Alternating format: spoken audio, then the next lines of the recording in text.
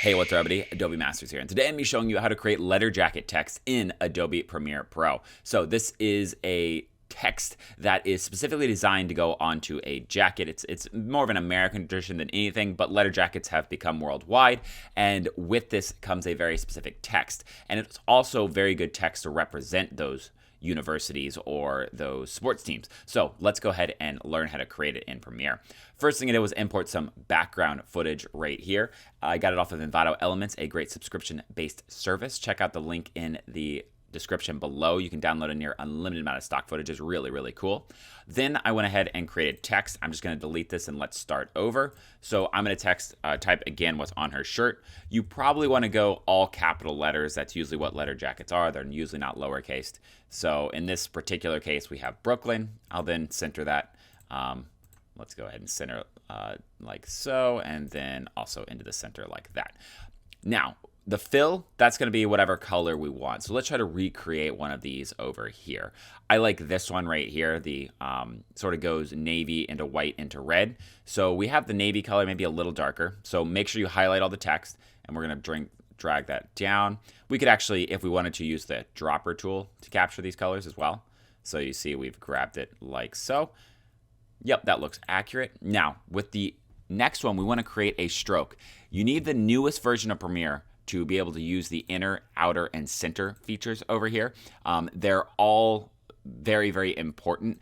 If you don't have that, you can still get away. The old Premiere uses all outer ones, so you just have to keep making the stroke widths bigger and bigger as you add more strokes in. But with inner, it makes it a little easier. Now with inner, we drag it in, you see it slowly starts consuming the fill with it. So we just want about 3 to 4, depending on how big your sequence is. This number may go up or down, but you just want to take a look and then use it for cross-reference. We can then go and click the plus button, and now we can go to our next stroke, and we want to make that the red over here. So let's see if we can't grab that red a little bit. Yep, that's probably it right there. So we'll click on it. Okay, and this is now our outer stroke. So the outer stroke is going to be on the outside. So the bigger we make this, the more it's going to take up the space on the outside. So we can make this, if we want to make them exactly identical, we can make it 4 as well. If you're doing the outer stroke method, this one would probably be 4 and this would probably be 8 so that it can go farther out. And now you see that we've created it, but it doesn't look thick enough. So let's go ahead and update these a little bit. I think the white, I think they both could probably be a little bit bigger here. So maybe, in all honesty, let's go a little more extreme. Let's go 8, 8.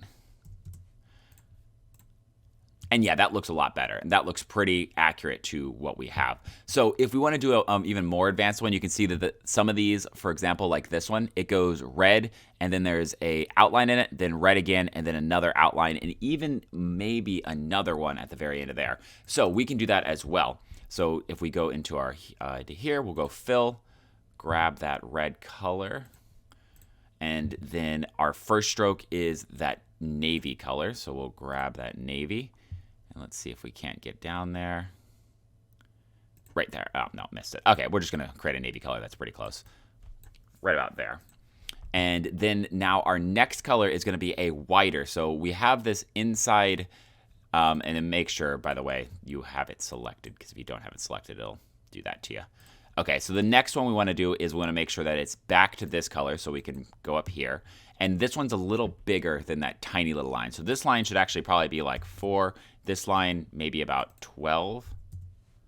And then we want to end it with another navy line. So we'll go click the plus button to add another stroke, go to here, and then we need to extend this out a little bit so that it gets past the first outer stroke like so. And yeah, that looks pretty accurate. You see everything's blended together here. We may want to add a little bit of this tracking to everything to separate the letters a little bit so that they look a little more distinct. And then maybe just bring this down to 20. Yeah, actually 23 maybe? Yeah, that looks good. And so now you can see we've recreated this text as well. And what's great is there's a text layer, so you can add any sort of animation or any fun like that to it. But that is how you create LetterJacket text in Adobe Premiere Pro. Thanks everyone for joining me. If you have any questions or comments, throw in the comment section below. If you'd like to learn more about Adobe, check out the link in the description below to a course that I created where I teach a lot of these techniques in a very easy 0 to 100 manner. So check that out. Until next time, everybody, see ya.